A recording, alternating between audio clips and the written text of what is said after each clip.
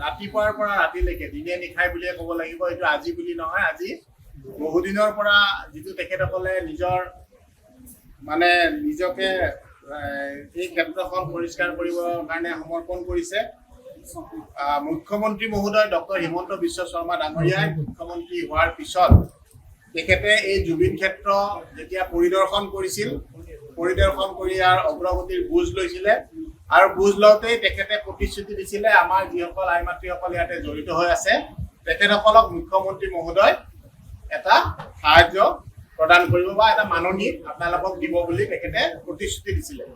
আৰু ঠিক প্ৰতিশ্ৰুতি দিয়াৰ ঠিক পিছতে আমাৰ দেৱেন দাস ডাঙৰীয়া, তেৰণ ডাঙৰীয়া প্ৰমুখ্যে যিসকল জ্যেষ্ঠ আছে তেখেতসকলৰ লগত আমি আলোচনা কৰি একেলগে আমি মুখ্যমন্ত্ৰী মহোদয়ক আমি তালিকাখন দাখিল কৰিছিলোঁ আৰু মুখ্যমন্ত্ৰী মহোদয়ে ততাতৰীয়াকৈ আপোনালোকৰ বাবে প্ৰত্যেকজনৰ বাবে তেখেতে 25,000 টকাকে এখন চেক দি পঠিয়াইছে আৰু যোৱাকালি কৈছে যে নিজ হাতেদি গৈ গোটেই চেকখিনি আমি সকলোকে একলগ কৰি দিয়াৰ ব্যৱস্থাটো কৰিবলৈ কৈছে।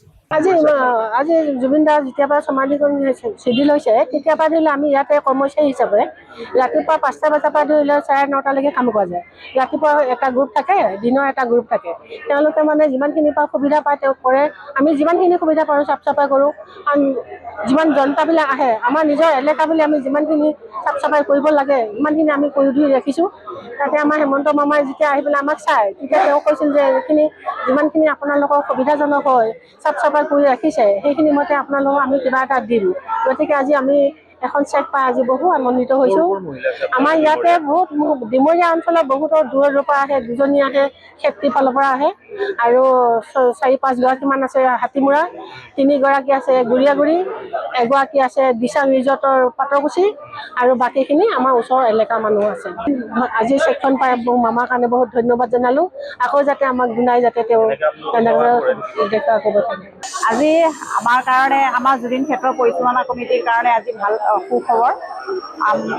সিদিনাখন যেতিয়া মুখ্যমন্ত্ৰী ডাঙৰীয়া আহিছিল তেখেতে পৰিদৰ্শন কৰাৰ পিছত যেতিয়া তেখেতে ক'লে যে পৰিচালনা কমিটিখনৰ লগত যেতিয়া চিনাকি কৰি দিলে তেওঁ যেতিয়া বিধায়ক ডাঙৰীয়াক ক'লে যে এখেতসকলৰ হেৰিখন লিষ্টখন লৈ পেলাই মোক দিব, আপুনি মই কিবা এটা কৰি দিম।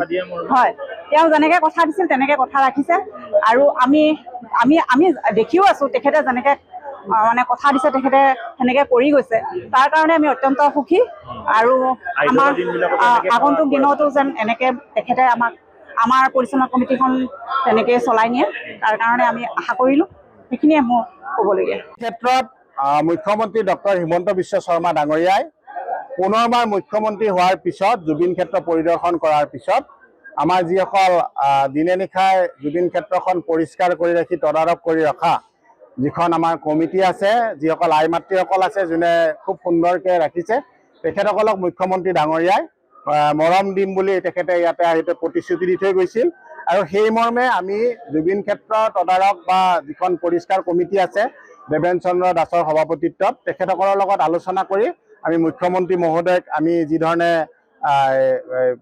তালিকাখন দিছিলোঁ ঠিক তাৰ পিছত মুখ্যমন্ত্ৰী মহোদয়ে 21জনী মহিলাক এই মৰম আৰু চেনেহ 21জনক 25,000 টকাকে তেখেতে দিছে আৰু এই দায়িত্বটো মোক এই সমষ্টিৰ বিধায়ক বাবে এই সমষ্টিৰ দায়িত্বটো দিছে।